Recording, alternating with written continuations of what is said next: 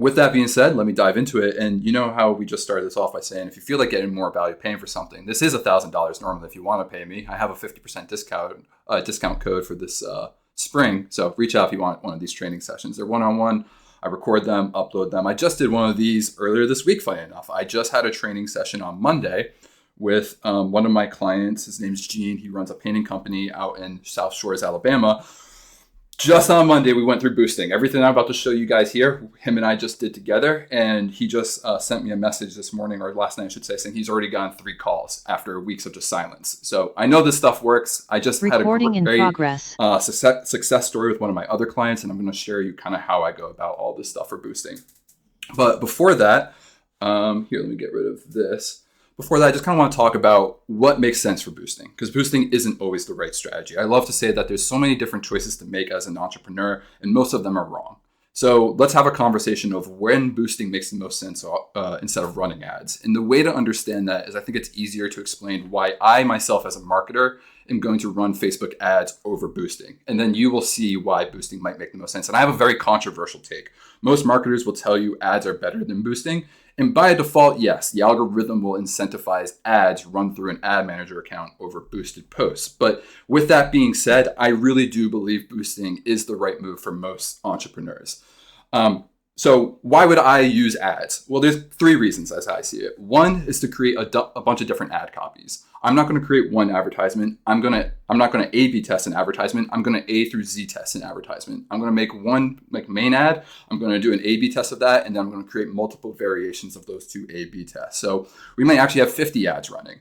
And we might notice that one of those 50 ads is getting a 10% engagement rate, whereas all the others are getting 1%. And that's one of the reasons why I might run ads over doing just a boosted post, is to really ensure that we're getting the best results possible.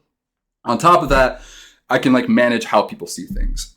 So that would be one reason. The second reason would be video. Video is extremely powerful with running ads on Facebook. For the main reason being is you can retarget people who watch your video. So if I'm going to run a Facebook ads account for someone, the first video that we're going to test the market with is nothing fancy. It's just going to be talking about the company. It's just going to be like, hi, for me, and how I would do it is I would be talking about, hi, I'm Tyler. Here's my office. Here's what I do. Here's the website I built. Here's just about me. Here's how my career started. Nothing salesy, not trying to sell you anything, just introducing who I am to my potential market.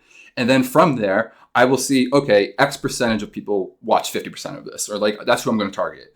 Whoever watched 50% of this video, I'm going to retarget with more videos in the future. I'm going to have maybe 4 videos that get sent out to that audience. And those 4 videos are going to be all my different services. And then I can see what video you engage with the most to know what service you're interested in. And then from there, the third thing is going to be hit with the ad. And that doesn't need to be video, because I don't need to retarget to you after you've watched that one. But that's a reason why I might use ads. And lastly, the third reason is remarketing. You can install a pixel on your website, and then from there, you can retarget viewers who visit your website. But this has never been a good strategy for an entrepreneur, because you need a minimum of 1,000 visitors to be able to do this in a way that it makes sense. And most websites, even the ones that are in urban markets who service a large service area, they're not getting 1,000 visitors a month, even when you look at it globally. If we narrow it down just to their service area, we're not hitting that benchmark. So yeah, there's things we can do, but for the most part, I think boosting makes the most sense. And that's why is really for this high elite level, that's where ads make the most sense. But if you don't have that knowledge, that skill set, that understanding of marketing, really doesn't make sense to try and go embrace that learning curve of what the ads manager offers. Leave it for the professionals, how I see it. Of course, if you want to learn it, go for it. It's only going to help. But I think the best starting point is boosting for that reason. Boosting, and one of the main reasons too, hey, let me pull up my cheat sheet, is you can A/B test with lower risk. You don't need to sit there and come up with all the best ways to run an ad. By default, nowadays with AI, boosting has A/B testing enabled within it. And then what you do is I always tell people to embrace the 25% rule. You take your best performing 25% of your posts and then throw money behind them. So you're essentially A/B testing your existing audience, people who are your target market. Can you talk a little bit more to me about the A/B testing piece? I imagine that when you boost something, it creates 2 separate ads at the same time. We'll dive into it. I'm going to be showing examples. Oh, okay. I'll be doing a live test of everything, so you can see everything here. But my philosophy is, let's use what we already have. Let's use our existing posts and then see what people are already engaged with, and then we already know what to boost. Like we've already tested the market to know what's going to be the highest return on investment. So from there, we do that. And then what I need to stress most about is we're not running advertisements. So many business owners have it in their heads like we're doing like newspaper ads, and that's not the case. It's social media. We're sharing social content. We're sharing things that are going to be interested. What I tell all my painter clients is this: like, let's be pragmatic. Who's going to follow a contractor on Meta? Like, that's stupid. Who's following a plumber? Like, that's stupid. Let's create content that's actually engaging and interesting. And you as the business owner have that creative control. There's so many different options to go in. You lean into whatever your strength is. If you're naturally funny, you make jokes. If you're naturally educational and a teacher person, you just make educational content. Like, you just play to your strengths as the way to make interesting and engaging content. And variety is the spice of life too. Like, here's something I tell all my painter clients. Like, again, let's be pragmatic. No one's going to follow you just for painting. Like, you have a leg up over a plumber because like the work you do is beautiful. But if you really want to get people to engage and follow your account, make it something that's representative of your community. If that's how you want to be known as, like, say like, okay, we're going to be giving away a free baguette or a free, like something like a restaurant that you love in your community that you can partner with and say, at the first of every month, we're going to be giving away a free dinner at this place. Because it's something that you personally have a connection to. You get to have fun with it. And it incentivizes people to stay interested in your account besides the service that you offer. They're getting some additional benefit. Because again, like, why am I going to follow a business other than me just trying to learn more about that business to decide if I'm going to make that purchase? Once I've made that purchase, like, it's already good. So how do I get people re-engaged, reconnected, constantly staying up to date? So that's one of the things too, is like, be mindful of the content you're going to be producing. It's not sales content, it's engaging content. It's interesting content. It's something that you personally would hit like while scrolling through on social media. And then, yeah, that's kind of like the basics. So let me kind of show you some examples now, because this is where the real bread and butter is. So I started working with my client, Caitlin. She's one of my oldest clients. So she got a really, really unique deal. So I was happy to go do boosting for her a few weeks ago, because essentially what I do for her is every quarter I do a major project. Whatever she needs help with, I deep dive on it and take it off her plate. And she was telling me this last quarter, she was just so overwhelmed by marketing. I always tell my clients, like, you can do boosting. I don't need to do it for you. But she was just feeling so overwhelmed by marketing. She didn't want to touch it. It was getting put on the back burner and never getting taken care of. And I was like, you know what? I'm happy to take care of it for you. It's really not hard for me to do. I'll boost a post every 2 weeks for like the 3 months that I manage you for this quarter. And we'll put $2 a day behind every post. So nothing expensive, $60 a month for boosting. So when I came to her account, none of this stuff is here, is like right here. So I'm going to show you how I decided what to boost. Here's her existing content. I look for what got the most engagement right off the bat. And first thing I noticed was like these two things. This one had 91 likes and this one had 61 likes. And I know video is going to probably get better engagement. So I was kind of leaning towards the video. But at the same times too, like, I was like, this one's already got engagement, this one's video, but she's bringing attention to another tattoo shop, Lucky Snowho, not her existing tattoo shop. And I was like, all right, as much as I love this content, we have to be mindful of what we're boosting out to our potential audience. Let's not bring traffic to another business. Let's bring it to her business. So I might have skipped over that 20% or 25% frequency. I was looking for something that fit. Like, if you post every day of the week, I try and boost the top performing post of the week. If you post once a month, I try and boost the top performing post of the month. That's what I mean by the 25% rule. So I was trying to stick into that 25% rule here. But I went back a little bit because she was doing a bunch of guest spots. So what I led to was this.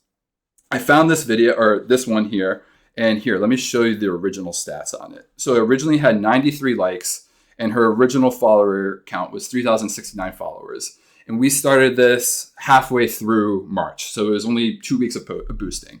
And the results are remarkable. Like, here's the post itself now. So we went from 93 likes to 165 likes. So really good engagement. And the thing that I do as a marketer is I don't look at money to lead. I do not care about the direct return on investment, like that immediate day return. What I care about is how much engagement are we getting and how many followers are you getting? Because someone might not be ready to get a tattoo right now. I personally was not ready to get a tattoo until I got my tax return. Because last year I had a $10,000 owed. I did not want to pay for a tattoo and then get hit with a $10,000 tax bill. So like, it's things like that we have to be mindful as your customers are not ready to purchase in the moment. So if we get a follower, if we get a like, that's the best case scenario from boosting. not a purchase. Like that, yeah, that would be great, but I'm not expecting that. I'm not holding it to that. Over time, yes, I would hope, like if I spend $120 on boosting, I would hope I get some return on investment off that. But that initial start, you should be looking at your overall like engagement and your overall follower count going up to see how well things are working.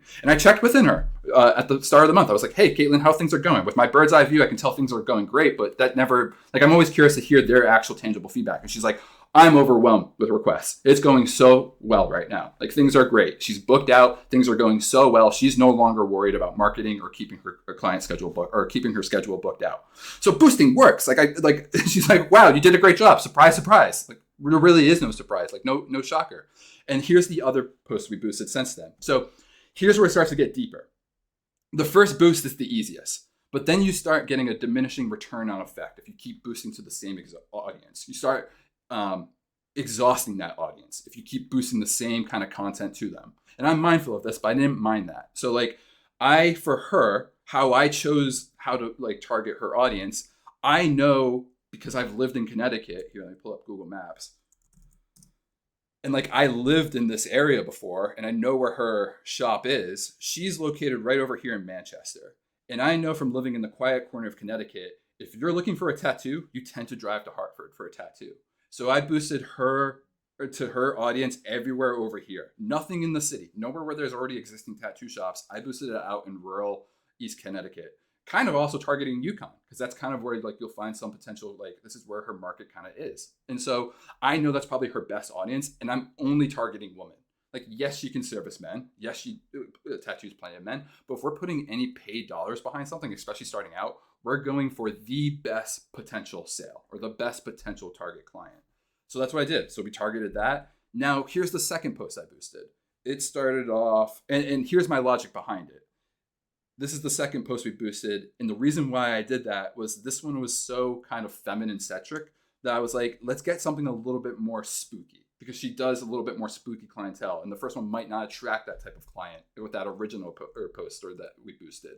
So here I am hitting the same existing audience with a new post. And as you can see, it's getting engagement. I took a screenshot a little bit later. It started off at like 100 likes. But here we are now at 144 likes. So it shows that she's getting engagement. The one thing I will notice is that it's a week running and we've only gained 2 followers. So it's a significantly less rate that we're getting followers than we were from the original boost. And that's what I mean about a diminishing return on effect. So as we continue to boost, I'm going to mix things up. I told her post something that would be attractive to a guy. So here's the tattoo. Like she knows what works now. We found what like somewhat of a recipe for boosting. The same process as what you got before. I'm going to take this post and boost it to the same audience we were, but instead of women, to men. So that way we can get hit with like a new audience, get a new refresh on this. So that's one of the other challenges to boosting is that it's simple, but it's not because you have to constantly be feeling if it's working. Are you getting the engagement that you're expecting from it? And if you're not, then you have to revisit like how you're targeting. And what I tell everyone too is like, depending on where you are, what service you do and something like that, like if I want to keep my boosting and have variety to it, I'm probably just going to target neighborhoods once a month or like a state once a month and rotate between those states every time I go boosting. And I'll show you exactly how I'm going to do that. So like here, let's go boost something for myself. I have not boosted that at all. And I've been wanting to do that. And I've been waiting for this call to deep dive on how I would boost for my own social media account. And one of the first things I want to share about how I would even go about boosting is, again, let's take that 25% rule. What gets the most engagement? And you don't have to look at that one place you're going to boost. You can take everything in consideration. I'm going to look at my TikTok, even though I'm not going to boost on TikTok, to see what got the most engagement on TikTok. We need to talk about the Google Google conundrum. Got 500 views. It's got a ton. I'm getting notifications all the time from it. This really resonates with people. It really resonated on Facebook. So like, as well as I have, like, as much as I have other content I can boost, this one's probably the strongest thing for me to boost. There's a couple things in it that I'm not stoked about. Like I didn't say this was my Friday free tip. It's the only one I didn't announce. Hey, this is my Friday free tip. And I'm a little annoyed by that because I'm going to boost it and people don't know this is something I do regularly. And I'm mindful of that. But beggars can't be choosers. Nothing's perfect. Something's better than nothing. So let's do with what we can work with. So I'll boost this reel. And from there, what I want. I don't want a phone call. I don't want a message. I'm not trying to send someone to my website. I want someone to follow me because the content that I am sharing is educational. I'm giving people great advice consistently. So all I want in return from the money I'm putting behind this post is just that they're going to follow me consistently. So I want people to visit my profile. That's what we're putting here. What do you want your what do you want to see? Who do you want to see your ad? So we're going to create our own audience here. And I always recommend letting Facebook do what it wants. Facebook likes it when you let them say use Advantage Plus audience, like automatically show this to other people. I hate it as a marketer, but I've just learned to accept that. Let Meta take some control. It likes to have some control. And we're going to call this Blunt Force Business Boost. And I need to think for a second. Who do I want to target to right now? So for this one, painters have been my bread and butter. So let me actually go boost this on Facebook for myself because this is probably going to work best for painting clients with what I'm sharing here. As much as I want to like target tattooers, this isn't the right content for me to boost. Tattooers are not like doing any of the stuff I'm mentioning here. This is more relevant to my my painting contractor audience. So because of that, I'm mindful that most of my painting contractor audience is on Facebook. Granted, this is a weird situation for me compared to you guys. Your audience is probably the same on both platforms, but it's just something I am mindful of like, okay, if I really want to get in front of these people, I should probably do it in the right platform to do so. So here I am going to Facebook. We'll boost this post. We're going to hit the, we're going to say no button. None of these buttons I want. I don't want anyone to book right now. I don't want anyone to learn more. I don't want anyone to shop right now. I don't want anyone to call me. I don't want anyone to send a message. I just want them to engage with the content and then visit me if they're interested. Advantage Plus audience, and then create a new audience. So Blunt Force Business Boost.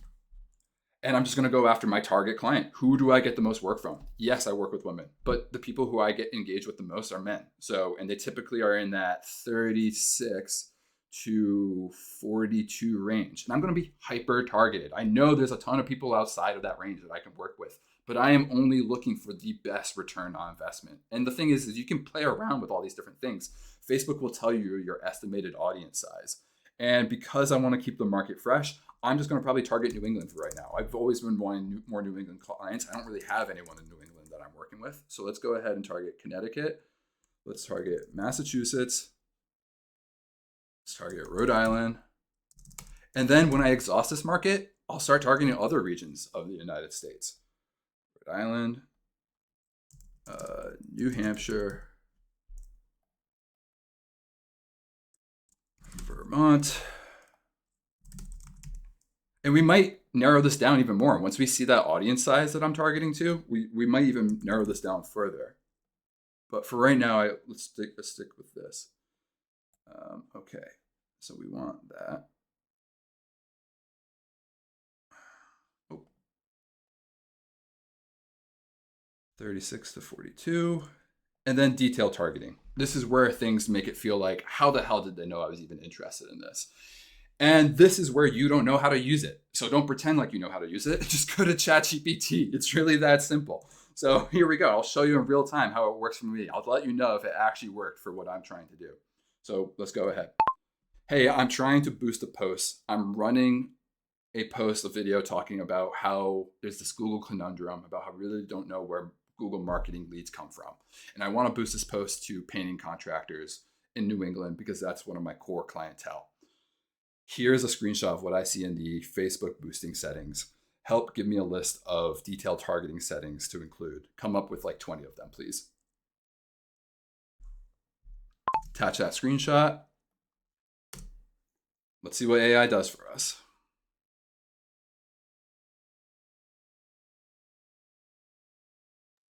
While you're waiting for that, I do got to say, I love the fact that you just spoke that in plain English too. It just saves so much time over typing it. And we don't like need you to didn't worry overcomplicate about. things. Yeah, like that's the thing. Is like I really, our teachers used to always say like you're not going to grow up with a calculator in your pocket, and it's fucking hilarious because we grow up. We now live in an age where there's a brain in our pocket, so you can just word vomit. There's a really hilarious meme I saw lately where it's like humans in 2030 are going to be acting like chimps, and then ChatGPT is going to be rewriting it into like proper English. It's just like we're going to Yeah. regress back to our caveman days.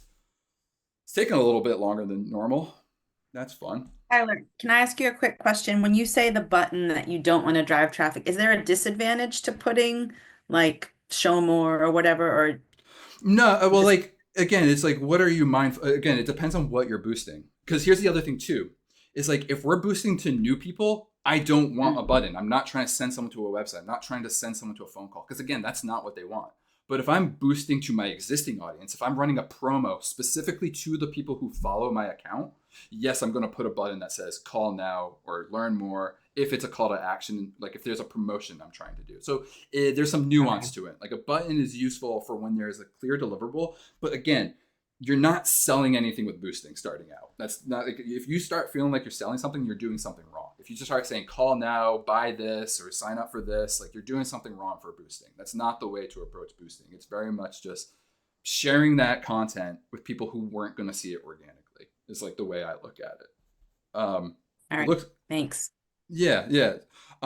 Here's like okay, so it gave me a lot of like these are great. These are some things that I wouldn't even came up with. So like these ones I love. Sherwin-Williams, Benjamin Moore. Like if I can put these in, that's some great targeting settings because that shows me it's clearly a painter. So let's go ahead and do Benjamin Moore. Benjamin Moore. Interests. Sherwin-Williams. Wow, that's funny. I would have never thought that until I did this. And like I've done this plenty of times. And then here's some other things. So like it allows you to do a lot of them. So let's just go through some that I know are going to be really beneficial. So financial income. I really want to target people in the top zip codes. So not all the zip codes. We'll do top 10 to 25, top 5%. Life events. Don't really care about any of these life events. Typically, I don't know. I tend to work with like younger guys. So if I'm targeting like this stuff, I might say like new relationship. But I really don't care. We can always add more things later. Like you can always play around and tweak these things. Like I could target like if they're in a relationship, if I notice a lot of the people I speak to.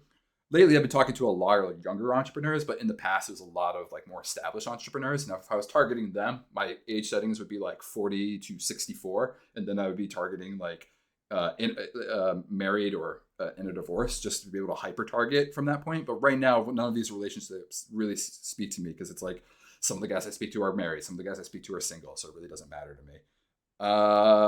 Interests, no. Behaviors. This one's really important to what I'll be doing. Forgot how it's labeled, but let me see if I can find it. It's like page, business page admins. That's one is so detrimental to me. And like for someone like you, Paul, business page admins are the core people you're going to want to get in front of because you're targeting business owners. And whoever is a business owner tends to be a business page admin. So like if I target people in these top zip codes that are interested in these Benjamin Moore major brands and are business page admins, that alone is just like a bare minimum, just enough to go ahead and boost this. And then anything extra that I add is just even better. It just only helps get us more refined in our targeting. So let's go ahead and do small business owners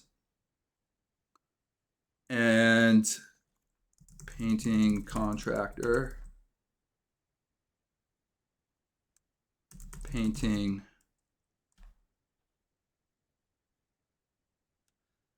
Doesn't really give me painting as a general interest, and that's fine. And then like So oh, go ahead. I got a kindergarten question for you.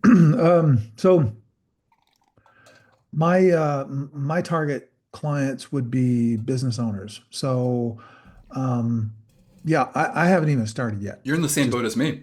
So you'd be targeting all these same things. Because again, you probably want to talk like starting out, it's hard to target business owners who aren't like successful. So that's why I'm targeting zip codes in the top 10% or top 10 to 25% or top 5%. I haven't even made my first dollar with my business yet. So I'm very I'm still working for the federal government. Okay.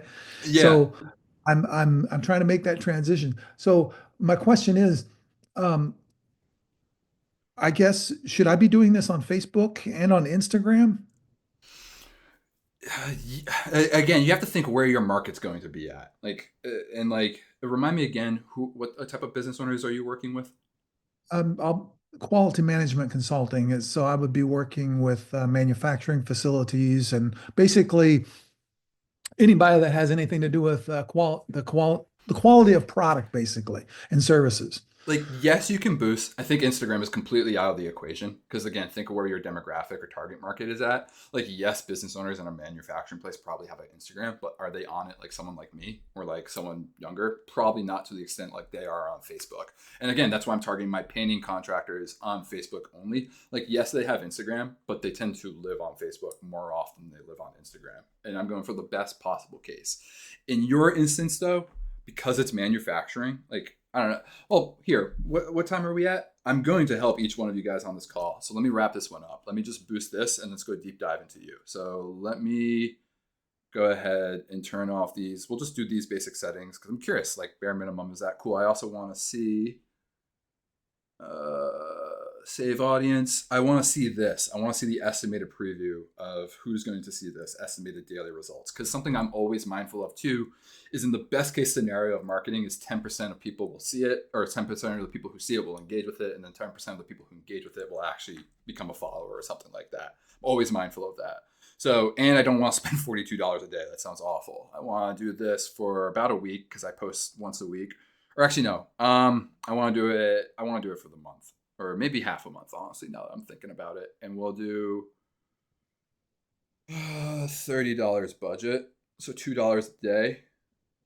Estimated 142 counts per day. Daily results. That's fine. I mean, I again, I'll play around with it. It's my first boost. This is what I'm just mindful of how here I have the recording so I can go back and reference the settings that I tweaked and what I did. And if I want to come back and tweak something, like maybe I want to get this daily reach higher or something. But this is my first boost ever for my own business. So let's just go see how it works.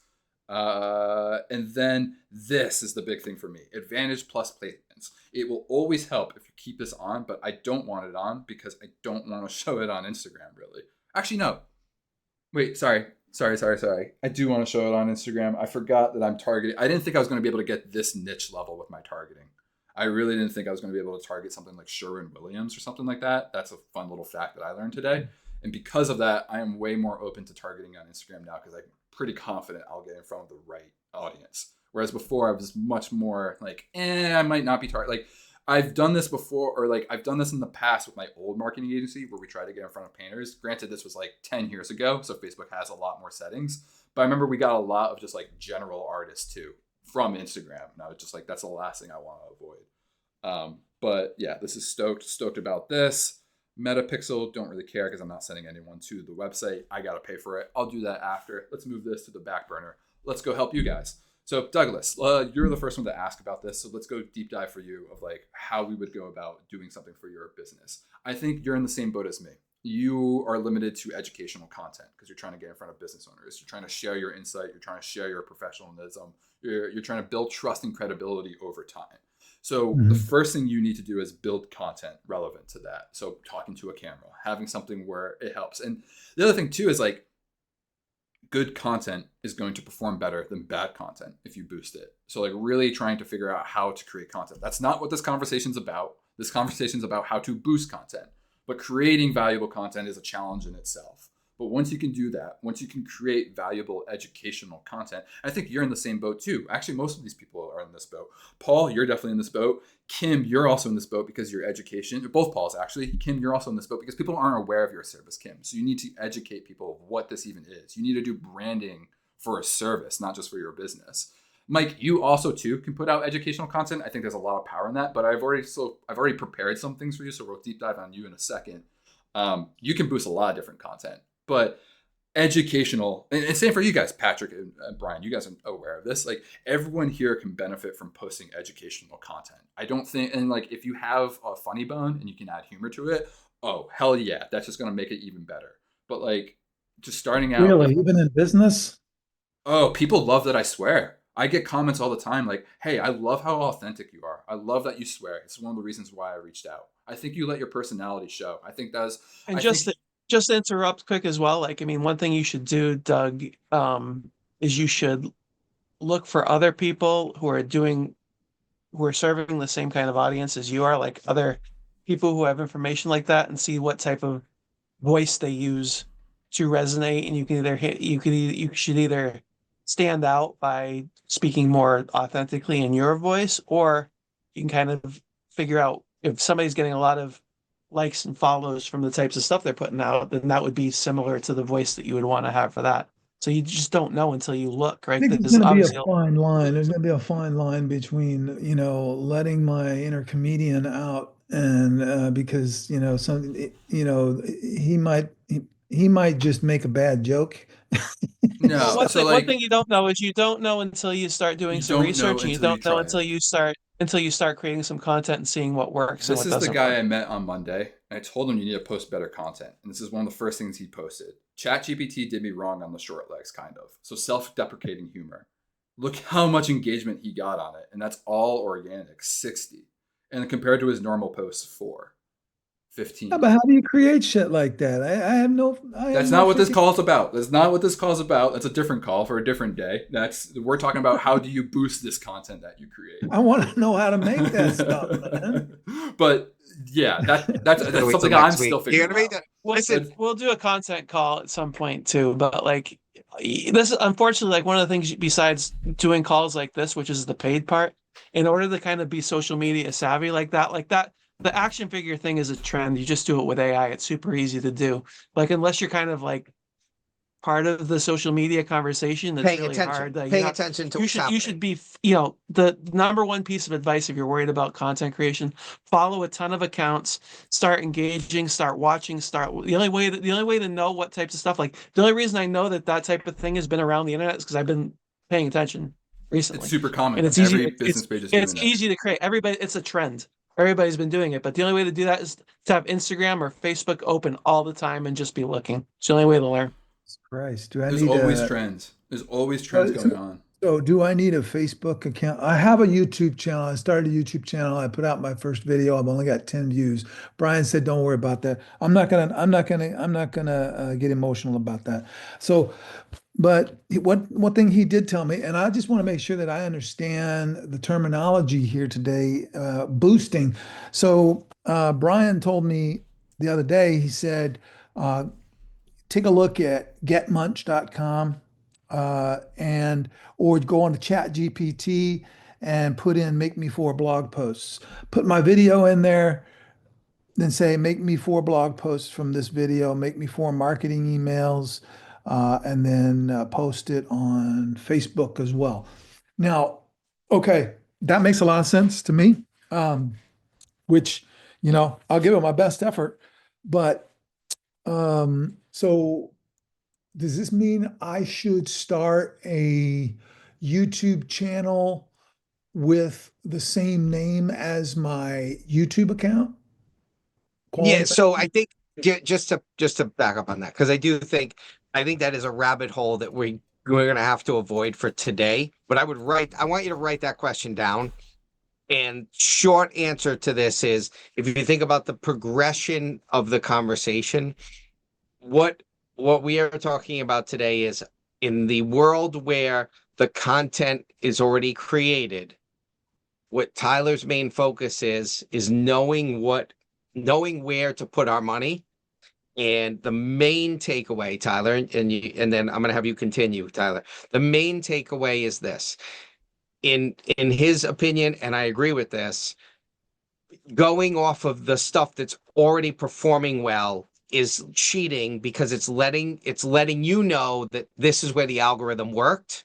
So let's start there. As opposed to doing a quote unquote ad where now you're just throwing this out there before we know how it's going to do. He's just saying, do the organic stuff, and we'll get to that. And then the stuff that does best, that's where we're going to put our money, because it's already proven that the algorithm likes it. Simple as that. And so, Doug, I want you to write down these questions because they're viable and we'll get to them. And then Tyler, I want you to kind of continue because we've got about 10 we got minutes short and time. And Doug just showed up because I'm about to rip into him about how to start boosting, so he missed part of the call. So I want to show some people. We use the term.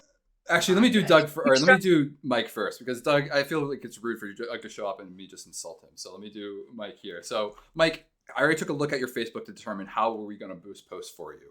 So when I look at this, the first thing I want to do is like see what's already getting engaged. So 3 likes, 4 likes, 5 likes, 3 likes, 7 likes here. I like this one because it's showing you the actual act of training and everything. This is better than everything else. Oh, this one's here, but this one was quicker. But based off your existing content right here, everything that we're seeing, this leads me to the post that I would boost based off everything that I'm seeing of all of your existing content. It's like I would start here because it shows everything that you do. And also, I love what it says, day one with Chipper. Success. He looks like he's doing great for day one. So like I would just boost that. And then for you, here, let's go talk to ChatGPT again.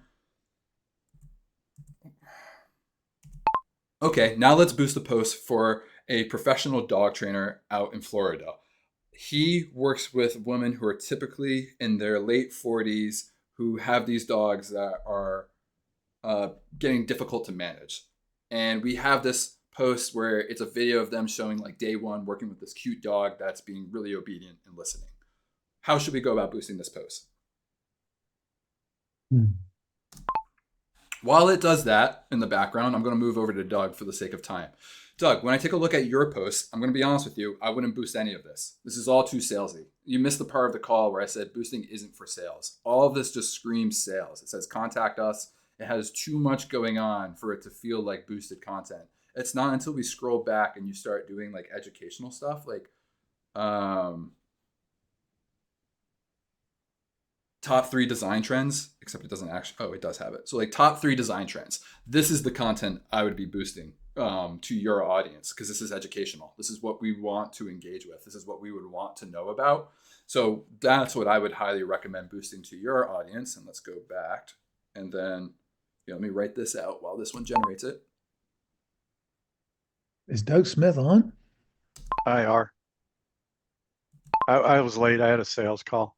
I had somebody stop by looking at the tiny house. Okay, now let's do another boosted post where it's for a tiny home construction company. And they typically work, Doug, correct me if I'm wrong, but they typically work with women who are in their 30s who have already experienced like life or a career to some extent and are looking to like settle down more formally. I mean, that's one aspect, yeah. But your best clientele, if you could only sell to one person, you miss most of this call, so it doesn't make sense. But if you could, would that be your best client? Probably, yes. Okay, cool. And let me just copy it. Let's go Probably back. in their 30s to 40s. And let's go back to Mike. Okay, so. Oh, this is even nice. It even gave us some more context of what to do for you, Mike. It says you can even update the description to clearly outline the benefits of training if you wanted to. All right, age 45. This is the stuff. Really, these detailed targeting interests is what I'm interested in most from ChatGPT. And I'll tell you what is most applicable. Dog owners, for sure. Dog training, dog behavior. Actually, dog training I wouldn't actually do because that shows that they're already interested in it. You want to get before people are even interested in dog training. So like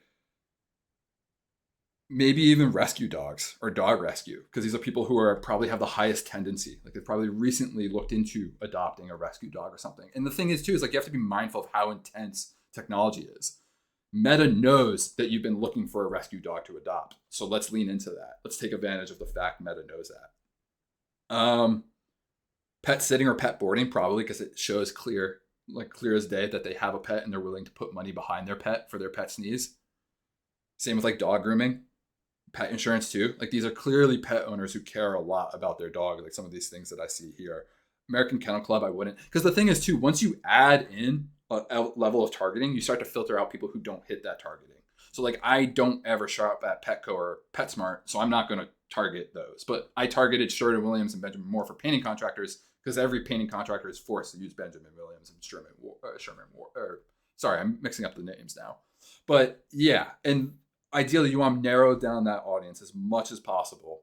And then, like I said, I would not do $10 to $20 a day. You can always put more money if it's working, but I think just like I would start out $2 a day or $5 a day. And if you see that you're getting engagement, not necessarily leads and people reaching out, engagement is the key term here, then you start putting more money behind it. It's like you always test with a little bit, ensure that you're just getting that basic engagement first. And then once you verify you're getting that basic engagement, then you move from there. This is really going into the deep end.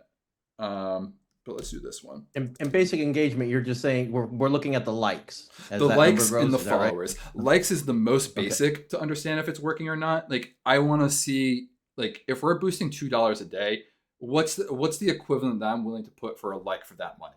2 likes seems equivalent to me. If I get 2 likes per day off $2, I'm happy. And then maybe $5 per follower. Again, this number is different to every business because your cost per acquisition depends on what you're willing to justify of expenditure.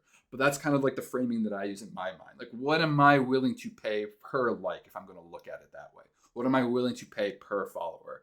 Happy, more than happy to pay $50 for a follower kind of deal. Kind of is like how I see it. And then Doug, for you, I mean, yours makes absolute sense. Like, this is really nothing too incredible that it's adding here. And then you can always do things like you can ask it to go deeper. So like for Doug's instance, okay, that's great for the detailed targeting interests, but those are really basic and those are things I've already come up with. Help me come up with some things that are really, really hyper level that we wouldn't normally use for detailed targeting interests. An example I'll give you is, for example, that client that I was speaking with on Monday about targeting, most of his clients aren't actually in his service area. He services Gulf Shores, Alabama, which is a vacation rental location. So what we did for his boosting was we targeted the entire United States and put one of the interests as Gulf Shores, Alabama, rather than targeting Gulf Shores, Alabama as the location. And so he's getting calls from the entire United States about people interested in painting their rental properties in Gulf Shores, is how that worked out. So like those are the ways we can do some neat tricks with boosting. Curious if it comes up with anything. And like that's the thing is like you just have extra brain power if you use AI. AI will help you get over that little hurdle. Like I could sit here for days and come up with it if I really wanted to, or we could just plug it into ChatGPT and I can talk on the side while I let it do the thinking. It's essentially how I see it. And like another example I'll give you is like one of my painting contractor clients, he noticed almost everyone he likes to work with wears a Rolex. So he's added one of those detailed targeting interests as Rolex because that's his perfect clientele. It's like, that's just one of the ways that you can do it. I use accessory dwelling unit now, ADUs. I haven't used glamping. I do use van life. Cottagecore, because like people who like cottagecore inherently are attracted to tiny homes. They're just not ready for that purchase yet. So like, here's something it gave me something I wouldn't have been aware of originally. Like, so, and same with homesteading. Wabi sabi. Yeah, what even is that? Wabi sabi. Interesting. Yeah, but yeah, Japanese concept that embrace simplicity. Maybe you get some weird person who loves wabi sabi, and then like your boosted post showed up in front of them. Actually, that's a pretty good one. Yeah, because like I would target someone who embraces ikigai, because that's the embodiment of my business. It's like that's a Japanese term that I have used for my business, and like I could even go add that to like my boosted. I'm actually curious, can I even add that to in here? So if I add interest, ikigai. No, unfortunately not. That would be too cool if we could, but it just gives you things to think about. How much time are we at? Am I final? Like anyone else here? Does anyone have like a social media channel they want to put in the chat, and I can go tell you right now, right here? Yeah, right 2 minutes. 2 minutes. Because I do a lot of stuff on YouTube. Unfortunately, my shorts are on YouTube. Boost on YouTube. Boosting is limited to Facebook and Instagram, unfortunately. And Doug, to go back to you. Yes, I do think you need a Facebook and Instagram, but you're at a starting point. And what I told you last week was LinkedIn, I think, is your best opportunity. And I don't know boosting enough on LinkedIn, but I imagine there's something sort of similar. But like I would take what you're learning from boosting on Meta and Instagram here today and apply that concept to LinkedIn of like, how can I take what I'm learning here to approach my market on Meta, but use it on the LinkedIn platform, because I really do feel like that's where you're going to find most of your audience. And same for you, Paul. Not golfer Paul, but laser safety Paul. What kind of question was it? I bet you Paul's audience is on LinkedIn. You're totally right. But where are you going to find that content typically is what I also say. Is like, are you typically engaging with golf content on LinkedIn, or are you typically I think I told you I have a client who's a house cleaning company. And one of the consultants we're working with does all of his lead generation on LinkedIn. I think if it works on Facebook, you easily take it to LinkedIn. It's like one of these things where I say you start with the best possible chance. Like Tyler, why do you think that LinkedIn is my best avenue? Not you. No, not you. Not you at all, Doug. Oh. Sorry, Okay. Douglas Breck. Okay. Yeah. You, I think Facebook and Instagram, absolutely. Even YouTube, TikTok. YouTube is huge. YouTube is huge. For sure. TikTok is huge because of the videos. Yep. I think those are Reels, absolutely your platforms. Anything that has a strong, like, reel-based aspect of the platform, I think is absolutely TikTok would work for me. Sorry, 2 Dougs. I gotta say, like, Tiny Home Doug. Yeah, we're gonna have to kind of wrap. We're gonna have to Tiny Doug. we're gonna have to figure out yeah, we're gonna go on business name here, I think. But all right, Tyler, I think that was fantastic. I'm gonna kind of jump in here to wrap us. That was very, very helpful. And I think you did a really nice job of laying it out for everyone. I'm gonna add one bit of context to this before we wrap, which is as you're looking at doing this, we hope we all kind of play around with this now and use some of these tools. Remember a budget, right? So typical rule of thumb, marketing about 10% of your budget is a fair budget number for marketing. If you are in the startup phase and about to launch, whatever your projections were, maybe you can want to allocate maybe 10% of that to this as part of like getting your I want to add to brand that. exposure. You take 10% of that even, because the thing is with boosting, you really don't need to spend a lot. Like if like most contractors, like in a classic case of like a painting contractor, they'll set aside $500 a month for Meta. I'm like, yeah, you could spend $500 a month on Meta, but just boost $50 and then put the $450 to postcards, for example, is like, like that's kind of how I see it. And then once you've confirmed works, once you've confirmed, oh, this boosting shit really works, then you do allocate the full percentage. Yes, and so I'm glad you jumped in there because I would not I wouldn't recommend 100% of your marketing budget to this. So that was good clarity what I was saying there. I appreciate that, brother. All right, and let me close the loop on it too, because I think this is important. If you notice that the stuff that Tyler was boosting was not sales oriented, right? The whole point of this is to find your audience, not sell to your audience.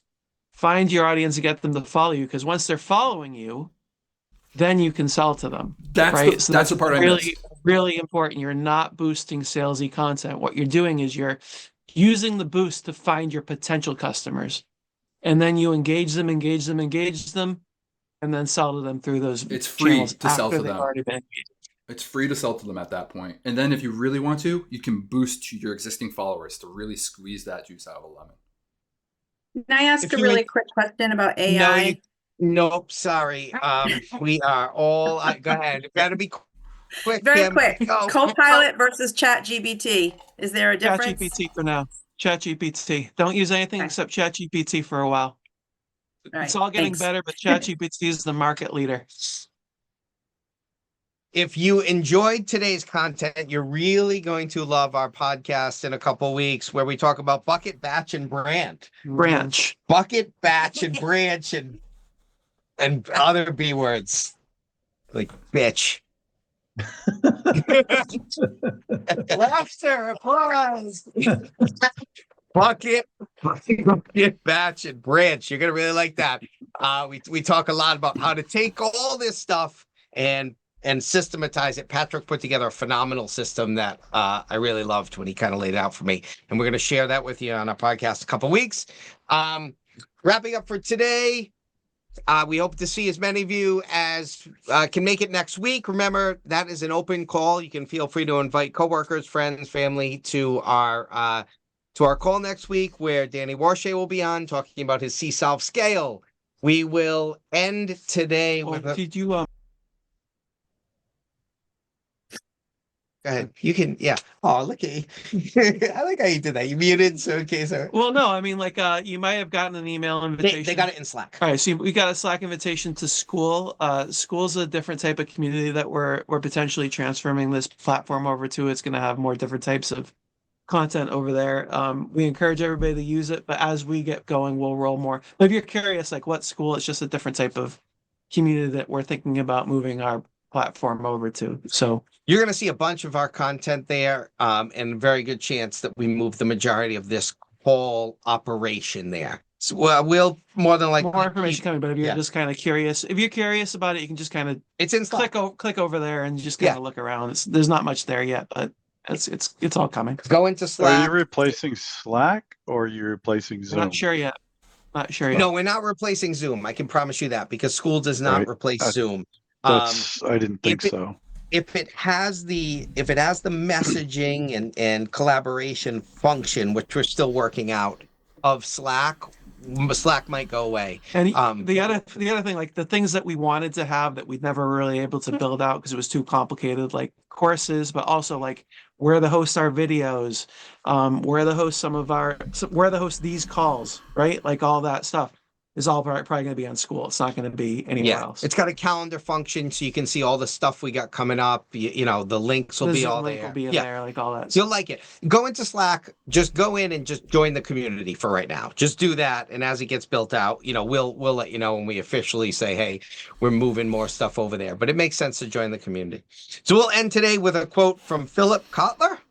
And Philip's quote is this: "The best way to spend your marketing dollars is to understand where your customers are and how they like to be approached. If you can meet them on their own terms, you'll see the return on investment that you are looking for." Excellent job today, Tyler. Much appreciated. Thank you, Tyler. Great to see all of you. Tyler. Thanks, That was everybody. awesome. Thanks, Tyler. Doug, Thanks. Doug Smith, before you go, I just have to, I need 30 more minutes with Patrick before I can hop on our call. Is that okay? Okay. Okay, awesome. The rest of you have a wonderful rest of your day. You too. Adios, everyone. Peace.